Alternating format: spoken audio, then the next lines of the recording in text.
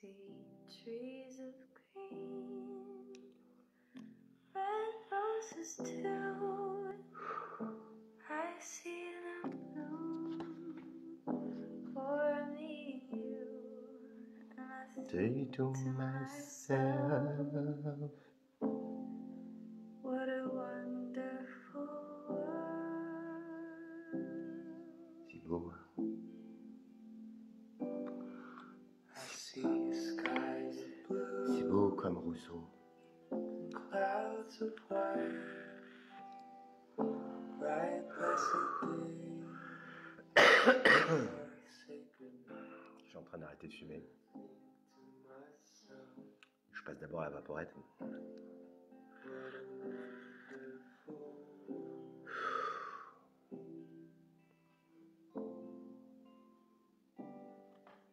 The colors of the rainbow, so pretty in the sky, Ah, are also on the faces of people going by. I see friends shaking. on va pas l'écouter entièrement, hein, c'est le générique seulement. How do you do? Bon, d'ailleurs, on va s'arrêter parce que le monde c'est formidable, mais il faut bosser. Donc, on en est à Rousseau et on en est au chapitre 6 de la loi. Donc, on avait vu le droit de vie et de mort, du vide de droit et de mort, chapitre 5, où on s'était rendu compte que Rousseau était assez. Enfin, c'était un violent, quoi, en fait. Enfin, c'était un intransigeant. Alors, à la fin, il explique quand même qu'il se retient, il faut qu'il se retienne. Mais bon, il est contre la grâce, il est contre. Enfin, il est pour qu'on coupe toutes les têtes. Enfin, c'est pas un rigolo Rousseau, quoi. Bon, je vais plus loin que ce qu'il dit, mais en fait, j'explicite simplement ce qu'il ne dit pas, en fait. Ça s'appelle lire entre les lignes. Alors, le chapitre 6 de la loi. Par le pacte social, nous avons donné l'existence et la vie au corps politique. Il s'agit maintenant de lui donner le mouvement et la volonté par législation. Car l'acte primitif par lequel ce corps se forme et s'unit ne détermine rien encore de ce qu'il doit faire pour se conserver. Ce qui est bien et conforme à l'ordre est tel par la nature des choses et indépendamment des conventions humaines. Toute justice vient de Dieu, lui seul en est la source. Mais si nous savions la recevoir de si haut, nous n'aurions besoin ni de gouvernement, ni de loi. Ça, c'est intéressant. Parce qu'en gros, il nous explique on se dit à un moment, voilà, c'est le mec, en fait, il va fonder tout son truc sur Dieu, quoi, en fait. Et puis non, en fait. Il explique que, bon, ben voilà, quoi. Que la justice, c'est Dieu, mais qu'on est incapable de la recevoir, donc il faut des lois. Il faut qu'on s'organise sans lui, en fait. Sans doute, il est une justice universelle, émanée de la raison seule. Mais cette justice peut être admise entre nous. Cette justice, pour être admise entre nous, doit être réciproque. Ça, c'est son grand truc. Hein. La réciprocité, là, jusque-là, on en est à la page 74. Il n'arrête pas avec ce truc. Hein. À considérer humainement les choses, faute de sanctions naturelles, les lois de la justice sont vaines parmi les hommes. Elles ne font que le bien du méchant et le mal du juste, quand celui-ci les observe avec tout le monde sans que personne les observe avec lui. Il faut donc des conventions et des lois pour unir les droits aux devoirs et ramener la justice à son objet. Dans l'état de nature, où tout est commun, je ne dois rien à ceux à qui je n'ai rien promis. Je ne reconnais pour être à autrui que ce qui m'est inutile. Il n'en est pas ainsi dans l'état civil, où tous les droits sont fixés par la loi. Bon, moi j'aime bien le passage sur à considérer humainement les choses, faute de sanctions naturelles, les lois de la justice sont vaines parmi les hommes. Elles ne font que le bien du méchant et le mal du juste. Le bien du méchant et le mal du juste. Hein, on le voit ça, hein, les méchants qui engrangent et les justes qui se font laminer.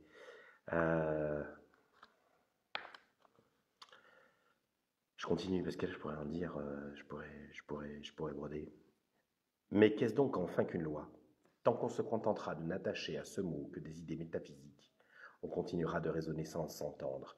Et quand on aura dit ce que c'est qu'une loi de la nature, on n'en saura pas mieux ce que c'est qu'une loi de l'État. J'ai déjà dit qu'il n'y avait point de volonté générale sur un objet particulier. En effet, Cet objet particulier est dans l'état ou hors de l'état. S'il est hors de l'état, une volonté qui lui est étrangère n'est point générale par rapport à lui. Et si cet objet est dans l'état, il en fait partie. On trace là, parce que je vais pas. C'est un peu embrouillé. Enfin, c'est pas embrouillé, mais c'est un peu abscon, mais on s'en fout, c'est pas important. Alors il se forme entre le tout et sa partie une relation qui en fait deux êtres séparés, dont la partie est l'une et le tout, moins cette même partie est l'autre. Encore plus habitable. Mais le tout moins une partie n'est point le tout. Et tant que ce rapport subsiste, il n'y a plus de tout mais deux parties inégales. D'où il suit que la volonté de l'une n'est point non plus générale par rapport à l'autre. Bon, enfin, ça c'est vraiment un paragraphe pour moi mal écrit. Si on le relit, on va s'en sortir, mais on dirait presque je sais pas, un slam ou un rap d'Eminem. Enfin, il y a quelque chose de complètement fou en fait dans ces retranchements, dans ce paragraphe. Enfin, je dis mal écrit. En fait, c'est très bien écrit. C'est juste imbitable exprès, mais il y a une sorte de il y déploie quand même un style de l'imbitable assumé, quoi, complet. Donc, je trouve que c'est pas mal quand même. En fait, il est très bien écrit. Il est juste imbitable. Mais quand tout le peuple statue sur tout le peuple, il ne considère que lui-même.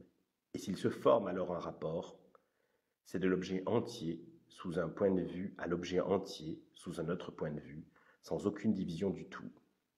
Alors, la matière sur laquelle on statue est généralement comme la volonté qui statue. C'est cet acte que j'appelle une loi. C'est fumeux. Enfin, c'est clair, mais ça vole tellement au-dessus des nuages que ça sert à rien, en fait, pour le moment. Quand je dis que l'objet des lois est toujours général, j'entends que la loi considère les sujets en corps et les actions comme abstraites, jamais un homme comme individu, ni une action particulière. Vous voyez, c'est pas là. Pour lui, c'est la loi, c'est pas le roi Salomon, quoi. On n'est pas en train de défiler. Bon, toi, tu auras ça, toi, non. Donc ça déjà, on peut le comprendre tous.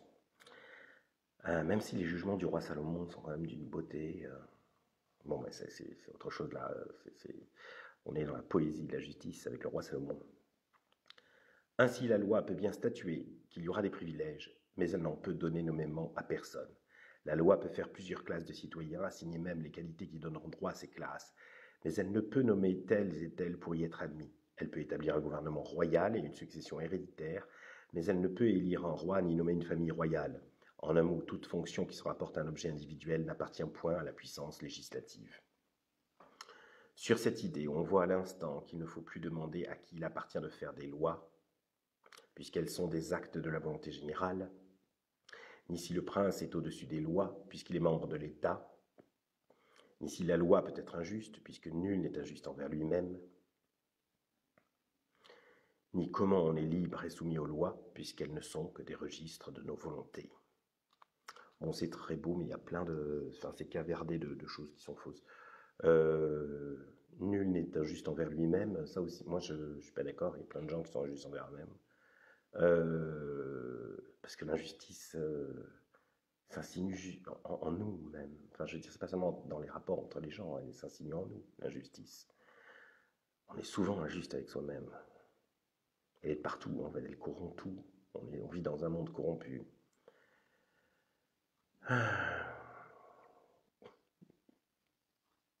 Mais ça va, c'est comme ça. On n'est pas les premiers, on est peut-être les derniers, mais on n'est pas. C'est pas grave en fait. Ah, si le monde est aussi mal fait, ça doit bien vouloir dire une chose, c'est qu'il n'est pas important. Vous voyez, parce que s'il était important, quelqu'un aurait fait en sorte que ça fonctionne mieux en fait. Donc c'est Van Gogh à un moment qui dit cette phrase extraordinaire, il ne faut pas juger Dieu. Il ne faut pas juger Dieu sur ce monde, ce n'était qu'une esquisse. Enfin, je le paraphrase, j'espère, pas trop mal. Et en fait, c'est vrai que quand on considère le monde comme une esquisse, d'un seul coup, l'injustice qui le ravage nous semble être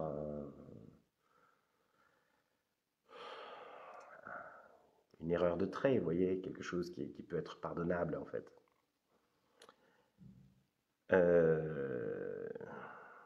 Enfin, c'est quand même de la merde, le monde dans lequel nous vivons. Euh, Fait nuit. Il n'est pas minuit, pourtant je suis un peu crépusculaire. Blou, blou, blou, blou, blou, blou. On voit encore que la loi réunissant l'universalité de la volonté et celle de l'objet, ce n'est qu'un homme, quel qu'il puisse être. On voit encore que la loi réunissant l'universalité de la volonté et celle de l'objet, ce qu'un homme, quel qu'il puisse être, ordonne de son chef n'est point une loi. Ce qu'ordonne même le souverain sur un objet particulier n'est pas non plus une loi, mais un décret, ni un acte de souveraineté, mais de magistrature. Ça, c'est très intéressant, parce que comme on vit sous le coup de 1000 décrets, là, depuis plusieurs mois, voilà, ces décrets ne sont ni un acte de souveraineté, ne sont pas des actes de souveraineté, mais de magistrature, en fait. Et pour Rousseau, ce ne sont pas des émanations de la volonté générale. C'est tout, c'est pas démocratique. C'est hors pacte social. Moi, je dis ça, je dis rien. Hein.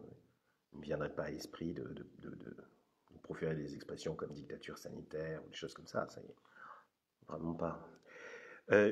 J'appelle donc république tout État régi par des lois sous quelque forme d'administration que ce puisse être, car alors seulement l'intérêt public gouverne et la chose publique est quelque chose. Tout gouvernement légitime et républicain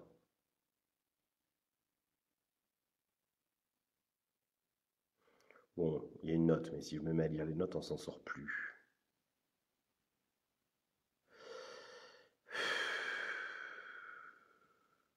Bon, il explique qu'une monarchie peut être dans la note aussi une république, pour peu que le roi et la loi soient deux ordres différents et séparés.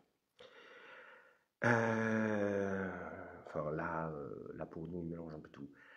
Mais bon, ce qui veut dire en fait, c'est qu'on peut avoir un roi, ça peut prendre plusieurs formes, et quand même être sous le régime d'un pacte social légitime et réciproque, pour peu qu'il englobe tout le monde et qu'il ne s'applique pas à des cas particuliers.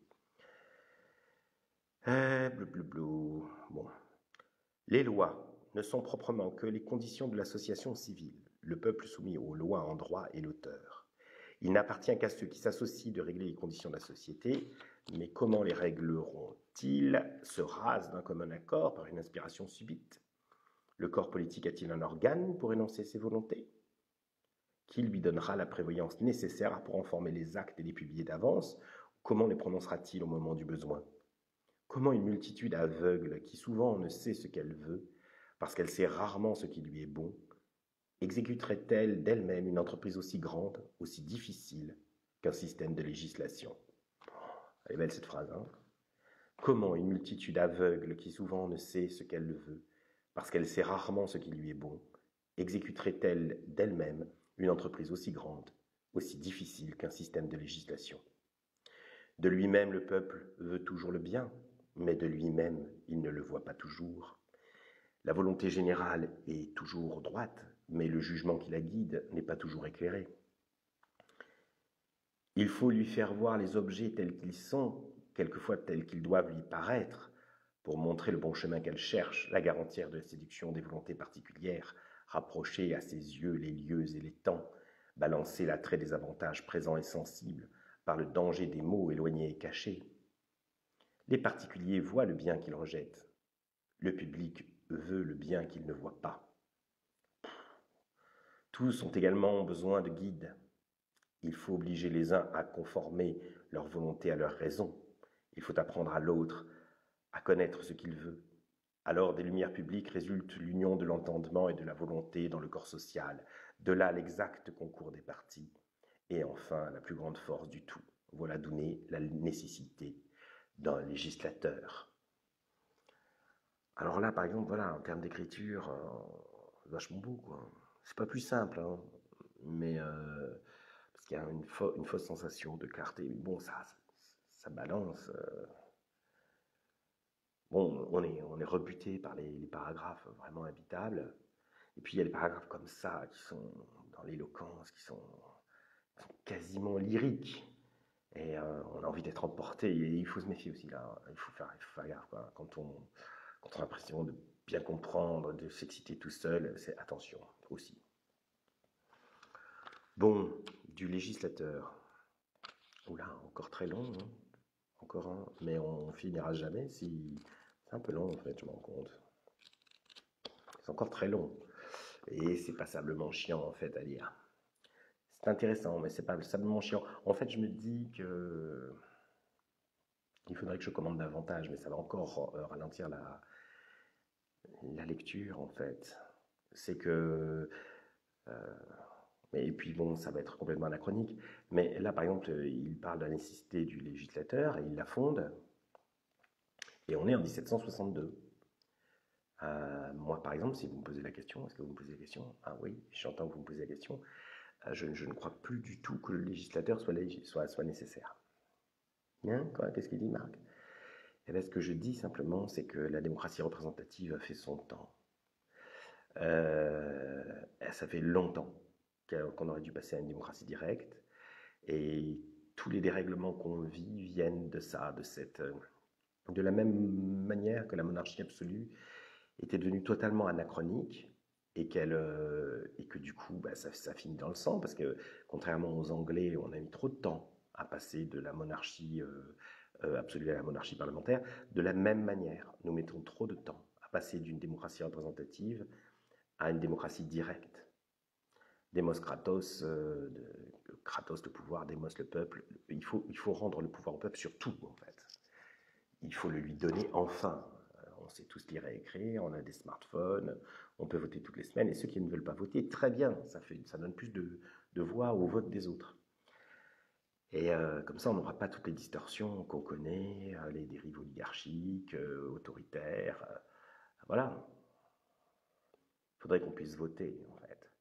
Dans le système auquel j'aspire, enfin, en gros, la Suisse, il n'y aurait pas de confinement s'il n'y avait pas de vote, en fait. On voterait tous. Et nous tous, en fait. Est-ce qu'on confine? Est-ce qu'on confine pas, en fait? Il serait obligé de nous donner des infos précises, vous voyez. Couvre-feu ou pas couvre-feu? Voilà, quoi. Bon, je sais que c'est pas c'est pas bien vu, en fait, d'être pour la démocratie directe. Et pourtant, ça va bien finir par arriver, ou alors on retournera à des tyrannies, on glissera dans le n'importe quoi. On a plutôt choisi cette dernière solution en ce moment. Ça ne peut qu'arriver, ça aurait dû déjà arriver en fait. Mais bon, il y a des forces qui résistent beaucoup. En gros, une très très grosse classe sociale qui représente un tiers de la société. Et si on suit les analyses d'Emmanuel Todd, toute la classe éduquée qui veut conserver en fait le contrôle des institutions en fait et de la prescription politique. Et qui fait que des conneries du coup, qui ne sert plus C'est une société partielle, comme dont parlait. C'est une société partielle. Et elle sert ses intérêts en fait. En s'imaginant servir les intérêts de tout le monde, mais quand en fait il a été décidé par on ne sait qui de dégager toute l'industrie, toute la sidérurgie, c'était au nom d'idéologies qui évidemment n'atteignaient pas les enfants de ces classes supérieures en fait. Puis après, pareil pour l'agriculture. Quand on a éliminé l'agriculture, on a fait le remembrement des grands groupes, etc. et tout, et qu'on a... Pareil, hein, ils vont pas traire les vaches à 6 heures du matin. Hein.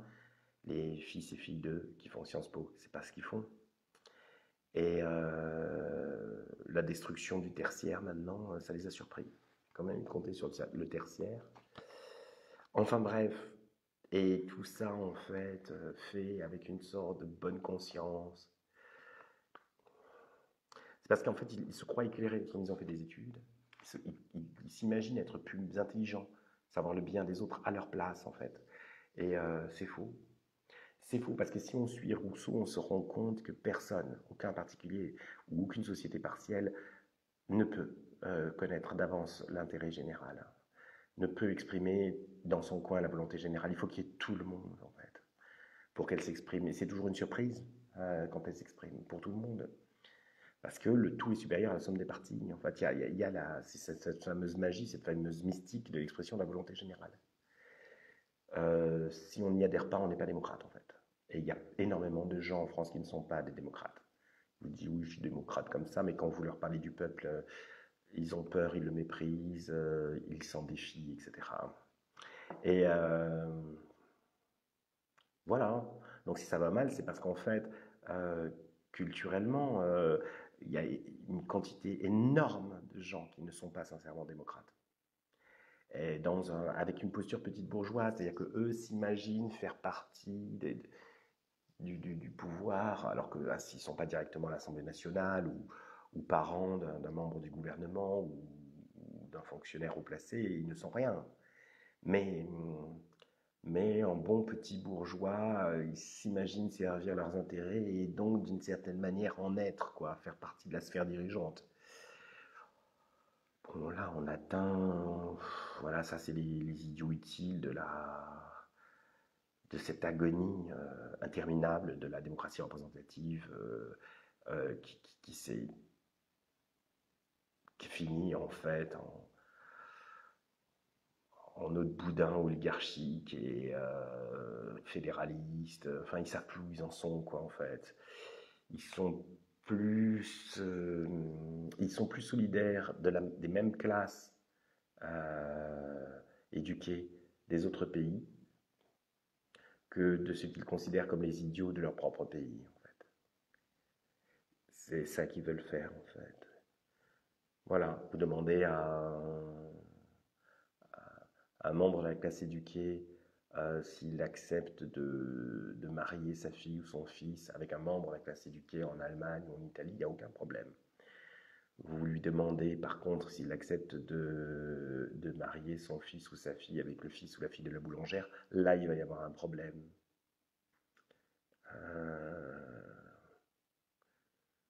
C'est pour ça que de non démocratique, en fait, cette classe éduquée, je prends le modèle qu'a établi Todd, hein,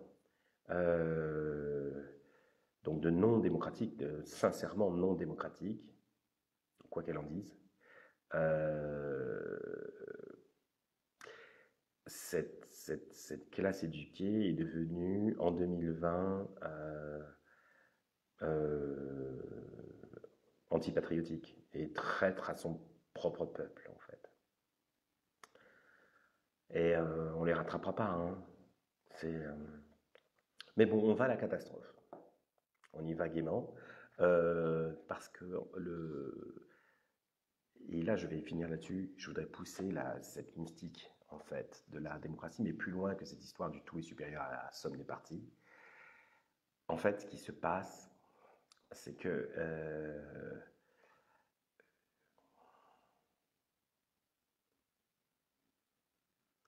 quand un système est injuste, il ne marche pas. C'est-à-dire que, pas longtemps, j'avais commencé en fait la vidéo en parlant du fait que l'injustice était de partout, insinuée de partout, qu'elle corrompait le monde, même en nous-mêmes, qu'on était injuste avec nous-mêmes. Et ça ne marche pas. Je veux rajouter ceci à la fin, ça ne marche pas. Ça marche un certain temps, mais ça ne peut pas ça n'est pas périn. Périn ou pérenne? Merde, je fais toujours la faute. Et ça, c'est rassurant. Ça, c'est rassurant. Donc, l'injustice est inévitable, mais elle est inefficace. Voilà, et on va terminer là-dessus pour aujourd'hui. Générique. Petit générique. Dream a little dream of me. Bon, ça, ce sont des idées, hein. Après, vous êtes d'accord, vous n'êtes pas d'accord, comme vous voulez. Faut vraiment que je me rase. Ça commence à faire un sabot, en fait. Hein? On dirait, je sais pas, un personnage de Disney, en fait, dans Aladdin.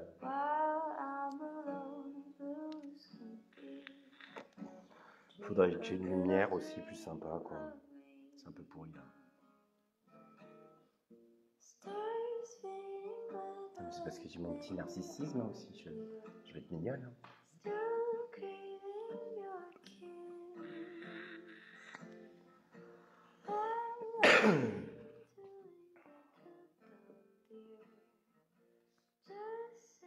Je me demande si plus tard mes enfants vont se taper toutes mes vidéos.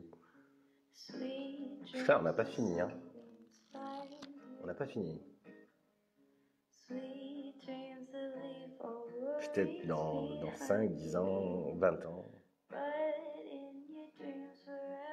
Je vous embrasse les petits. Bon, je serai sans doute mort, moi.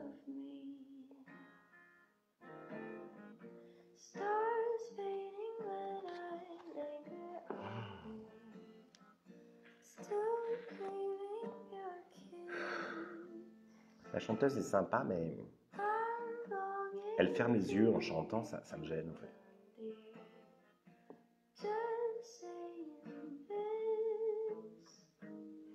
Quand les gens ferment les yeux, souvent c'est qu'ils mentent. En fait, ils ne veulent pas qu'on voit quelque chose. C'est un mouvement de retrait.